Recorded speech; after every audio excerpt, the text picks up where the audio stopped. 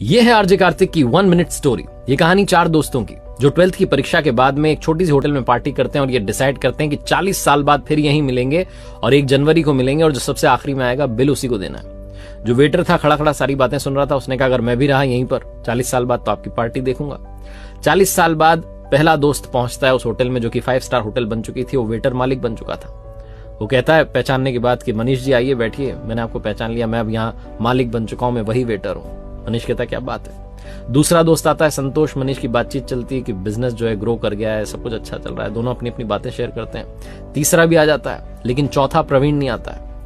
वो जो सेठ है वो आकर के कहता है कि आप भोजन शुरू कीजिए, ऑर्डर कीजिए मेन्यू में से। प्रवीण सर ने कहा है आप मंगवा लीजिए, वो आ ही रहे हैं। डिनर शुरू कर देते हैं, डिनर कर भी लेते हैं। बिल देने की बारी आती है तो इन्हें लगता है चलो हम ही पे कर देते हैं। वो सेठ जो था भूला हुआ आकर के कहता है कि आपका पेमेंट हो चुका है, प्रवीण सर ने कर दिया।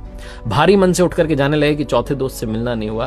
तभी एक सरकारी गाड़ी आती है, एक बंदा उसमें से उतरता है और लड़का आकर के तीनों को प्रणाम करके कहता है नमस्ते अंकल, मेरे पिताजी टीचर बन गए थे, मुझे कलेक्टर बनने के काबिल कर दिया और वो 1 महीने पहले ये दुनिया छोड़कर चले गए। उन्होंने मुझसे कहा था कि जब वो तीनों पार्टी खत्म कर दें उसके बाद जाना और पेमेंट वगैरह कर देना। पिताजी अब इस दुनिया में नहीं है।